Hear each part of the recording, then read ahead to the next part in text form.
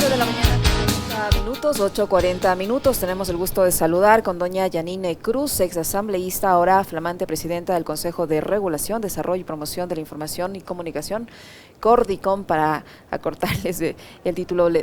¿Cómo está, doña Yanine? Buenos días, bienvenida. Le acompañamos a Alexis Moncayo, quien le habla, Licenia Espinel. Desearle éxito en estas nuevas funciones que ha asumido en una institución que sin duda ha generado polémica y que incluso el presidente Lasso ha manifestado su intención de desaparecerla.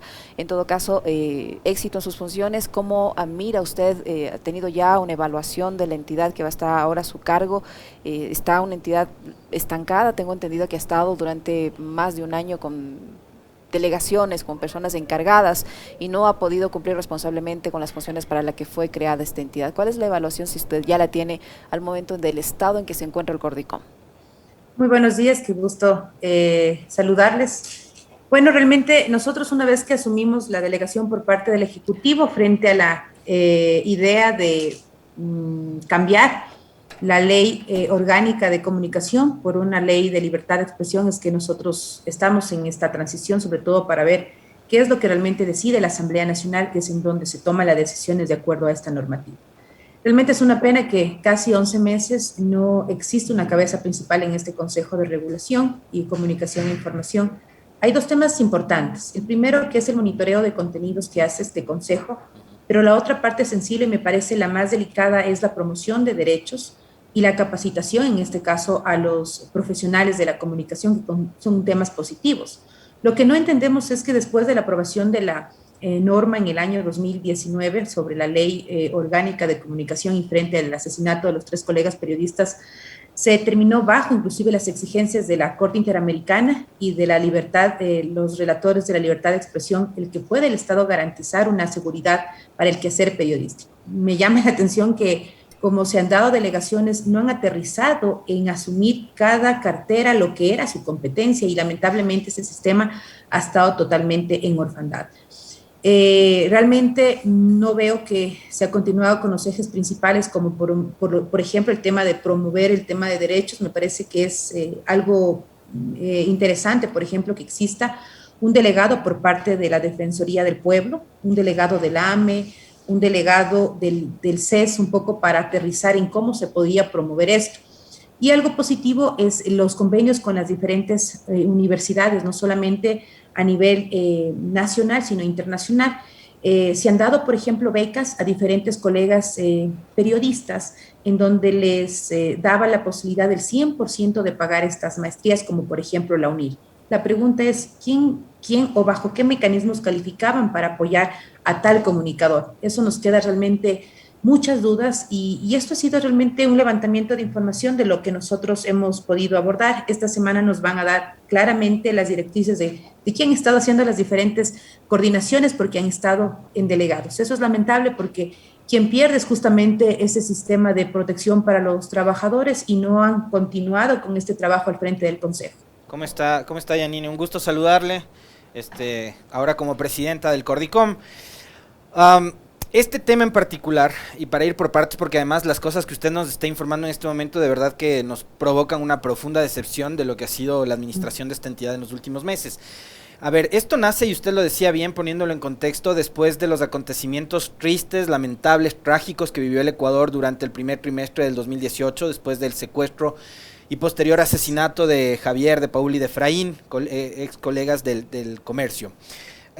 Hubo una serie de eventos que dieron lugar después de todo esto que sucedió, y uno de esos ofrecimientos fue precisamente la de constituir este sistema de protección de derechos de los periodistas, que fue lanzado con bombos y platillos por parte del gobierno anterior y que lamentablemente no se ha cumplido. Pero más allá de las delegaciones, Janine, más allá de las de la falta de seriedad y de continuidad a un proceso, ¿cómo es que el gobierno anterior, un ofrecimiento con un grupo además que era casi su aliado, que era los medios de comunicación y el periodismo, cómo es que no dieron cumplimiento a aquello? ¿Cuáles son las respuestas que usted ha encontrado, más allá de esta informalidad con la que se manejó el organismo? Bueno, recordarás, Alexis, que realmente no se respetó lo que acordaba, obviamente, este sistema de protección, y lo bajaron a un consejo ministerial para que ellos puedan ver cuáles son las competencias y las atribuciones de cada autoridad, seguridad, el tema de prevención, etcétera, etcétera. Y una vez que estábamos aquí, pues lo primero que preguntamos es cómo ha avanzado el tema del sistema de protección y obviamente la encargada señaló de que no se ha continuado porque como no había una cabeza principal, dejaron en orfandad las diferentes delegaciones porque son los ministros en cartera que debían aterrizar esta idea para formar este consejo, que realmente yo no creo que era positivo porque desde el Estado se tienen las directrices claras. Ahora era un consejo y gabinete ministerial que tenían, bueno, esas son mis competencias, no son mis competencias. Y hay que entender algo, ¿no? Y no es justificación, sino que era la inestabilidad de entrada y salida de varios ministros que cambiaban y ponían ministros y se cambiaban de una cartera a otra, lo que no permitía que continúen con esto. Y frente a esto, pues nunca hubo una cabeza principal en este consejo. Se perdió obviamente mucho tiempo. Y de hecho muchos periodistas, inclusive hasta medios de comunicación, fueron arremetidos durante tantos años y no pasó absolutamente nada. Había periodistas, y te comento, no solamente de esa posibilidad de conocer su trabajo periodístico nacional, sino, por ejemplo, pequeñas provincias o cantones donde criticaban, por ejemplo, la adjudicación de medicina. Muchos periodistas fueron censurados, muchos periodistas fueron amenazados y no pasó absolutamente nada. Entonces, esto realmente fue terrible porque dejaron sin protección, no solamente hablemos de la libertad de expresión, sino también ese trabajo periodístico. O alguien nos señalaba, ayer tuve la posibilidad de hablar con algunos periodistas porque estaban preocupados sobre el tema del sistema de protección y me decían, inclusive lo que pasó, por ejemplo, en octubre, hay que entender algo. Un periodista cuando sale a hacer un reportaje o una fotografía o estar en el lugar de los hechos, inclusive no se tiene una normativa clara para evitar ser parte, obviamente, violentado o censurado en el trabajo periodístico. Entonces, todo eso realmente ha llevado a la conclusión de que quien ha perdido en este consejo es justamente el periodismo, porque no ha existido una cabeza principal que pueda monitorear. Si hablamos de un monitoreo, hay que saber cuántos datos exactos hay que han remetido contra periodistas, que obviamente no hay un sistema claro que pueda prevenir esto a futuro. Ahora, Janine, ¿usted cree que este Cordicom debe continuar existiendo? ¿Usted es partidaria de lo que opina el presidente Guillermo Lasso, que esta institución debe desaparecer? Bueno, nosotros obviamente como delegados del Ejecutivo estamos en la línea de que este proyecto tiene que debatirse en la Asamblea. A mí realmente me preocupa dos temas y lo voy a hacer muy claro, nosotros lo habíamos hablado. Por un lado está el tema de la Constitución, en el artículo 384, donde habla que la comunicación obviamente es concebida como un servicio público, a pesar de que en la Comisión de Derechos Colectivos, en la asamblea anterior, se logró pues entablar en un marco de estándares internacionales que la comunicación tiene que ser concebida como un derecho humano. Eso por un lado, y por otro lado, el tema de la consulta que ustedes saben que fue en el año 2011, donde claramente la consulta fue realizada a los ecuatorianos, en donde si está de acuerdo con que la Asamblea Nacional y sin dilatación dentro del plazo establecido en la Ley Orgánica de la Función Legislativa, expida una ley de comunicación que cree obviamente ese Consejo de Regulación. Esto obviamente tenía parte cuando existía la superintendencia. Realmente hoy se hace monitoreos, pero con la finalidad, ¿para qué? Ahora, me parece que es interesante también el poder analizar de que hay instituciones que pueden realizar un seguimiento. Nos comentaba, por ejemplo, un caso de que había un spot publicitario donde vulneraba los derechos de cierto sector ciudadano. Y este sector ciudadano presentó la queja, pero no pasaba absolutamente nada, porque como ya no había un mecanismo, obviamente, o un filtro, esto lo dejaban realmente sin un seguimiento. Ahora el Consejo, ¿qué hace? El Consejo cuando ve una publicidad, por ejemplo, atentatoria contra el tema de los derechos de nuestros ciudadanos afroecuatorianos, lo único que hacen es sacar un rechazo y hasta ahí el tema. Entonces me parece que por ahí puede ir igual el debate, porque si hablamos de un sistema de comunicación en el país, tienen que ver la norma expresa en la Constitución, pero también en esta consulta elaborada en 2011 para en lo posterior abordar si es posible la eliminación de este Consejo de Regulación o si se trata de dar paso a pilares fundamentales como por ejemplo la capacitación, el tema de un sistema de protección y el tema de poder dar la posibilidad que estas instituciones sean también partícipe en la alerta ciudadana que puedan realizar cualquier sector que se sienta afectado. ¿Usted es partidaria, Presidenta, es partidaria de la autorregulación para los periodistas y para los medios? Le pregunto esto porque en cualquier otra actividad de la vida, digamos, en el tránsito, ir hacia una autorregulación y acá nos matamos todos aquí en la esquina, ¿no?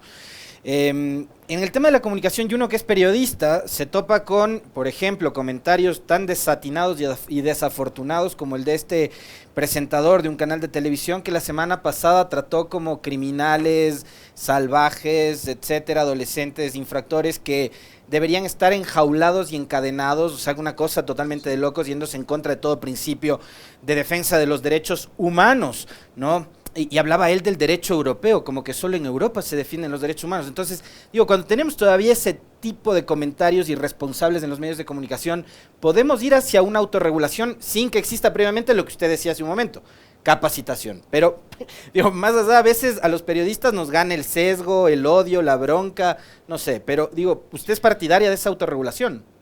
Bueno, yo creo en la autorregulación, por supuesto, pero también creo en la profesionalización. Por ejemplo, cada periodista tiene obviamente claro cuál es el camino y cuáles son claramente su código de ética y el código deontológico. Eso lo tenemos claro. Pero sí me parece que es indispensable, por ejemplo, entrar en debate en que realmente la autorregulación tiene que ser una realidad, ¿sí? Y lo que acaba, por ejemplo, de poner Alexis en la mesa de debate es qué pasó obviamente en ese momento con el profesional de la comunicación. No se daba cuenta que, por ejemplo, ese contenido lo iba a consumir no solamente personas que tienen ya un criterio formado, sino inclusive niños, porque es un noticiero. Entonces, luego de que fue una presión fuerte por parte de los ciudadanos, tuvo el periodista que ofrecer disculpas, ¿no? De hecho, a nosotros nos llegó una alerta gigantesca de que se tiene que obviamente dar a conocer esto, y obviamente ahí va a ser el tema de la capacitación, pero por otro lado también yo creo que hay este debate que hay que centrarse no solamente en el tema de los medios de comunicación tradicionales. Me parece que también va a entrar en debate el tema de las redes sociales, que me parece que es un tema súper sensible, y ahí yo no sé la asamblea cuál sea la postura. Nosotros vamos a entender que la capacitación tiene que ser un elemento principal. Realmente nosotros estamos viendo que en el Consejo hay cosas positivas, como yo les decía, el poder otorgar a un colega que pueda especializarse o que siga profesionalizándose, como por ejemplo una maestría. La pregunta es, por ejemplo, ¿quiénes acceden nomás a este beneficio? ¿Usted cree que antes esas becas se entregaban a dedo a los panas? Es que yo veo que, por ejemplo, en nuestro sector no ha existido la posibilidad de que un comunicador, por ejemplo, de la provincia de Zamora, del cantón, ¿qué te digo?, Zapotillo, pueda tener las mismas condiciones de participar. Porque yo, por ejemplo, recién me entero por usted que el Cordicom entregaba becas, no tenía la menor idea. Es convenio obviamente con las universidades. Y claro, hay que entender que tú sabes la situación económica, no todos tienen acceso a esas posibilidades. Y frente a esto, justamente yo creo que hay que transparentar, yo creo que hay que saber a quién se otorga estas becas, por qué se otorga, ¿no? Entonces, de alguna manera yo creo que eso sí falta mucho en nuestro medio, y eso es uno de los pilares, sobre todo que el sector de comunicadores han dicho, bueno, nosotros entendemos de la capacitación, pero sino también de las facilidades para poder acceder. No todos tenemos los mismos privilegios, y yo creo que es evidente lo que nosotros hemos visto por falta de un consejo que esté a la cabeza y pueda determinar las falencias y los errores. Janine, ¿cuál es la opinión que usted tiene respecto a los medios públicos y a los medios incautados? El secretario de Comunicación ha señalado que planifican o planean vender los medios incautados y que debe haber una ley para los medios públicos. Sí, yo hace poco escuché también las declaraciones del secretario de Eduardo Bonilla, donde claramente señala que esperan que hasta finales de este año puedan venderse los medios incautados. Y frente a esto tendremos que ver en qué condiciones, obviamente, si se subsanó el tema también laboral con algunos periodistas, que está todavía entredicho, lamentablemente, en el gobierno anterior. Esto fue también rimbombante para la prensa, pero en el quehacer o en tratar de solucionar este problema no se logró obviamente determinar, y estamos en la espera para ver cuál será la posibilidad realmente de vender estos medios y sobre todo quiénes serán los que participen en la adquisición de los mismos. Ahora, sobre el tema de los medios públicos, hay la propuesta de que exista quizás una ley que pueda entrar en el control de los medios públicos. Hay que entender esto, ¿no? La verdad, me parece que es súper sensible este tema ahora, porque no solamente hablemos de los medios nacionales, sino justamente de los medios provinciales que tienen otra lógica. Por ejemplo, un medio público nacional tiene una agenda de acuerdo, obviamente, al espectro, pero los medios provinciales, radios, televisores, por ejemplo, que pertenece a un municipio, obviamente, la agenda es mucho más pequeña de acuerdo a la realidad de cada uno de los sectores. Entonces, son temas que sí se tienen que marcar, pero sobre todo es un poco de tratar de que esto sea acompañado de una agenda con la gente. Ha pasado que muchos medios públicos no han logrado encajar y más bien ha servido quizás para dar noticias de la gestión de tal autoridad y ha dejado, por ejemplo, de lado la posibilidad de que la academia pueda participar. Hay casos que hay universidades donde quieren que muchos de los, por ejemplo, de los estudiantes que estén atravesando la carrera de comunicación puedan realizar un espacio en tal medio de comunicación, por ejemplo, cantonal. Y lo hablo explícitamente en el cantón, por ejemplo, Loja, nosotros tenemos a la autoridad, al alcalde, que tiene un medio de comunicación radial y televisivo, lo que están llegando a acuerdos para ver si es que puedan manejar algún convenio y que puedan también tener algún programa cultural o turístico dentro de esa agenda pues ciudadana. Eso yo creo que es válida. Volviendo a este tema tan polémico de las becas, ¿a partir de cuándo más o menos es que el Cordicom empieza a conceder estas becas? Bueno, desde el año 2019-2020, entregaron la primera vez 12 becas, luego 9 becas, y claro, son universidades realmente importantes, que nos hubiese gustado conocer sobre todo bajo qué condiciones se dio la facilidad para que accedan. Yo cuando empecé obviamente a comentarles este tema, muchos colegas me decían, oye, bueno, ¿y en qué mecanismos? ¿Por qué tales personas? Y bueno, hay que entender que imagino que hay un filtro por parte de la universidad, pero también hay un filtro por parte del consejo, ¿no? ¿Bajo qué perfiles o cuáles son los requisitos para poder acceder? Más aún en una pandemia, cuando sabemos las dificultades que hay para el sistema también inclusive educativo. ¿Y cuánto habría destinado en recursos el Cordicom en esas becas? Bueno, nosotros tenemos aproximadamente 2.700.000, de los cuales casi el 80% se va a gasto de sueldos, y se va también en gasto corriente. Aquí me llamó la atención que se esté pagando $20,000 por arriendo.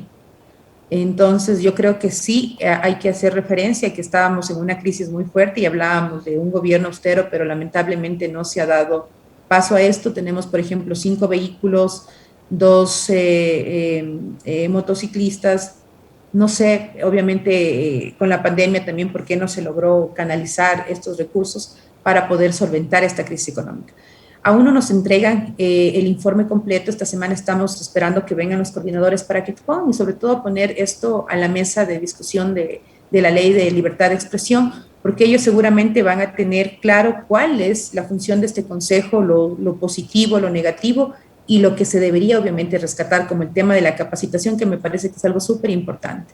Y se ha pedido, Yanine, la intervención de la Contraloría, en este caso, para que examine la utilización de los recursos del Cordicom en todo ese tiempo que usted dice que no han podido ejercer sus funciones o dedicarse a lo que están creados por esta serie de delegaciones que no les ha permitido trabajar. Es que hay delegaciones que la verdad no pudieron hacer nada, como se evidencia, porque no había una cabeza principal. Nos llama la atención, obviamente, ahora el jurídico nos tiene que pasar el informe de algunos casos que están en stand-by, y eso es obviamente para conocer en qué situación está. Nosotros esta semana un poco vamos a ir actualizándonos para poder dar, sobre todo a la Asamblea Nacional, a la comisión donde se debata esta reforma de la ley de comunicación o libertad de expresión, para que conozcan realmente los beneficios y las debilidades de este consejo. Muchísimas gracias. No sé si tienes más. Nada, le queremos agradecer, muy gentil por haber aceptado la invitación a esta entrevista, que no sea la última, sí la primera. Muchas gracias a ustedes, un abrazo. Fuerte abrazo a Yanine Cruz, presidenta del Consejo de Regulación de la Comunicación. Con esto nos despedimos. Así es, Alexis, tiempo de despedirnos, amigos. Les dejamos como siempre muy bien acompañados de BN7F Plus. Les invitamos a que se informen con nosotros. Estaremos en nuestros diferentes espacios contigo, Alexis, el día de mañana. Nos vemos mañana conmigo. Fuerte abrazo. Que tengan una excelente jornada.